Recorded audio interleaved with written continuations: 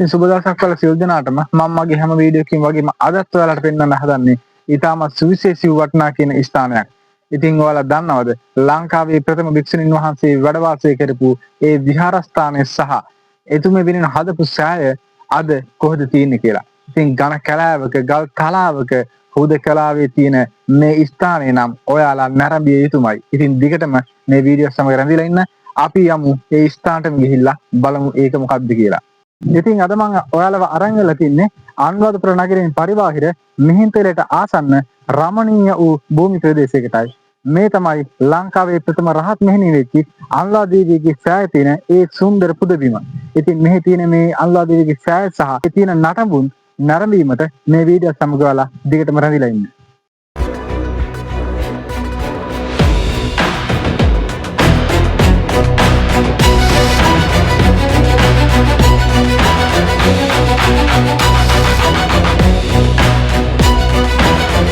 මම පෙන්නන්නම් ඔයාලට මේ ස්ථානට ගමන් කරන්න කොහොමද කියලා.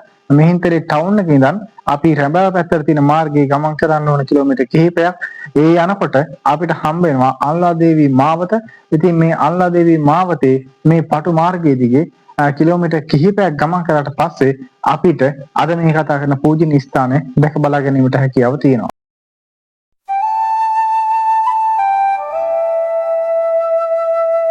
බොහෝ දිනෙක නොයන මිහින්තලේ මහා වනාන්තරයේ මැද සැඟවුණු රහස්‍ය මාවතකටයි අපි මේ පිවිසෙන්නේ.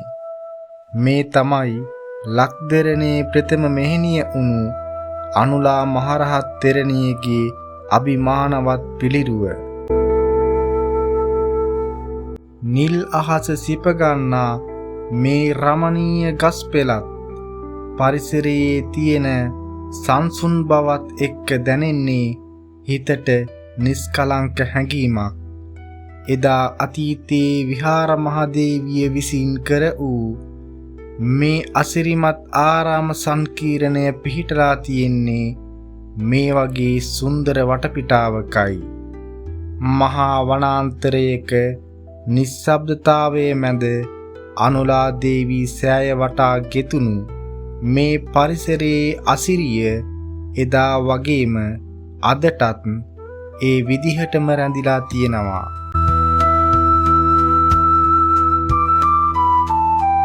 සෝබාදහමත් එක්ක මුසු වුණු අපූරු දර්ශනයක්.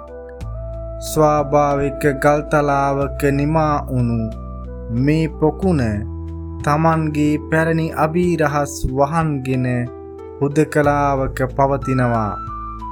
එදා මේ පොකුණේ සිසිලස විඳිමින් සිටි අනුලා දේවී තෙරණිය ඇතුළු මෙහෙණින් වහන්සේලාගේ භාවනාමය සුවය අදටත් මේ ගල්පූරු අතර රැවුදෙනවා වාගේයි.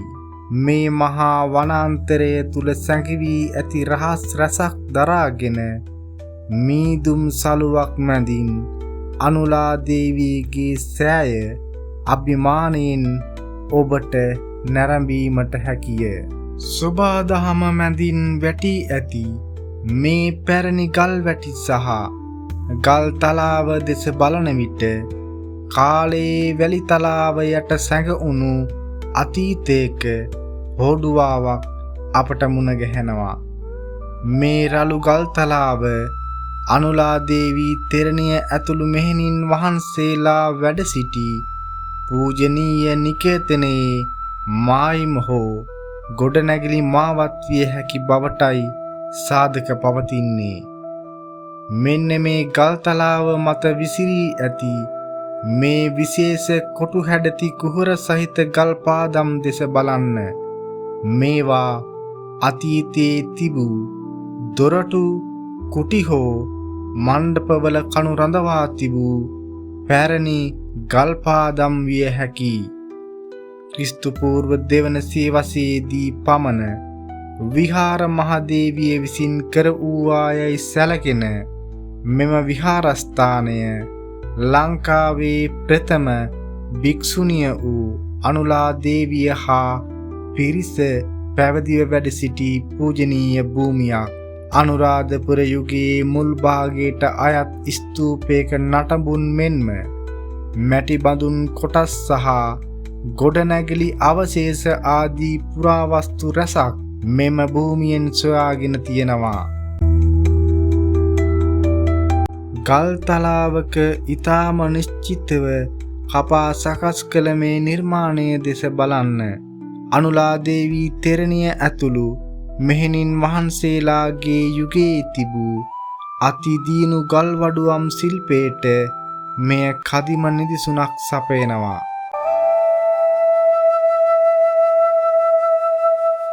දැන් අපි ගමන් කරන්නේ ඉතිහාසයේ ගැඹුරුම මතකයන් තැන්පත් වුණු පූජනීයම ස්ථානයටයි. මේ පෙනෙන්නේ බෞද්ධ ඉතිහාසයේ සුවිශේෂී සලකුණක් වුණු අනුලා දේවියගේ සෑයයි. සුළඟේ ලෙලදෙන මේ බෞද්ධ කොඩි අතරින් කාලේ වැලිතලාවට යට වුණු අපේ මුතුන් මිත්තන්ගේ භක්තිය සහ ගෞරවය අදටත් මොනවට කියාපානවද? ඉතින් මිහිඳු මහ රහතන් වහන්සේ ලංකාවට බුදුදහම ගෙනාවට පස්සේ භික්ෂුන් වහන්සේලා ඒ වගේ භික්ෂුණීන් වහන්සේලාගෙන් මේ ශාසනය නිර්මාණය වෙන්න පටන් ගත්තා. ඉතින් ඒ භික්ෂුණීන් වහන්සේලාගෙන් මුලින්ම පැවිදි වුණේ අනුලා දේවියයි. ඉතින් ඒ අනුලා දේවිය කියන්නේ රාජ කාන්තාවක්. ඉතින් අය ඒ සියලුම රජසම්පත් අත්හැරලා ශාසනයට ඇතුල් වෙලා පැවිද්ද ලබා ගන්නවා. ඉතින් එතුමියගේ ඡාය තමයි මේ දකින්නට ලැබෙන්නේ. ඉතින් මේ ඡාය වසර ගණනාවක් තිස්සේ මේ අවවැසි තද සුළං වලට හසු වෙමින් පැවතිලා අද මේ විදිහට පුරාවිද්‍යාවෙන් මතු කරගෙන නැවත ප්‍රතිසංස්කරණ කටයුතු සඳහා යොදාගෙන තිබෙනවා. වසර දහස් ගණනක් තිස්සේ නොසලී පවතින මේ අභිමානවත් සෑය අපේ අතීත ශිල්පීන්ගේ අතිදක්ෂ කලාත්මක බවට මනාව සාක්ෂි දරනවා. මේ සෑයේ ගඩොල් එකින් එක අතුරවා ඇති ආකාරයේ දෙස බලන විට එදා පෞරාණික ඉංජිනේරු ශිල්පීන්ගේ ඉවසීම සහ කැපවීම කෙතරම්ද යන්න අපට මනාව වැටහෙනවා.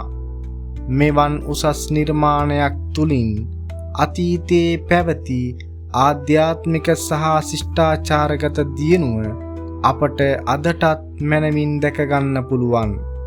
කාලය විසින් ගෙවි ගියත් සෑයේ ඇති මේ ගඩොල් සෑම එකක්ම අපේ ඉතිහාසයේ නොමැකෙන සලකුණක්.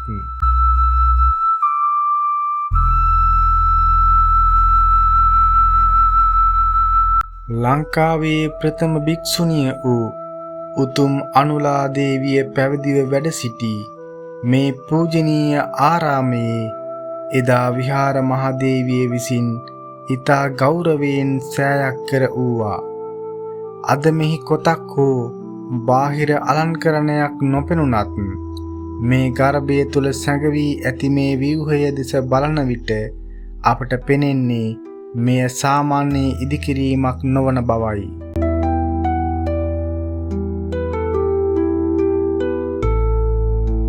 ඔබ බලන්න මේ සෑය මැද ගැඹුරටම විහිදී ඇති මේ රහස් කුහර. මේවා බොහෝ විට අතීතයේ සෑයේ පූජනීය වස්තුන් නිදන් කළ කුටි හෝ සෑය තැනීමේදී භාවිතා කළ තාක්ෂණික ක්‍රමවේදවල කොටස් විය හැකියි. මේ ගර්භය තුල සහ මැද කොටසේ දක්නට ලැබෙන මෙම කුහර සහ ගල් අත්තිවාරම් සැබවින්ම අපේ අතීත ශිෂ්ටාචාරයේ ගෞරවනීය බව සිහිපත් කරන අරුම පුදුම නිර්මාණයි.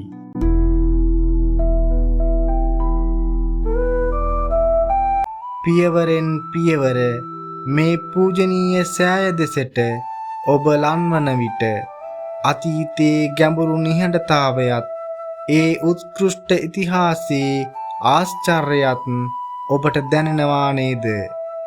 වසර දහස් ගණනක් පුරා නොසැලී පවතින මේ සෑය අදටත් අපට පවසන්නේ අපේ ශිෂ්ටාචාරයේ නොමකන කතාවයි. අතීතයේ දහම් හඬ දෝන්කාර දුන් මේ පූජනීය බිම අදත් නිහඬව අපට ආශිර්වාද කරනවා.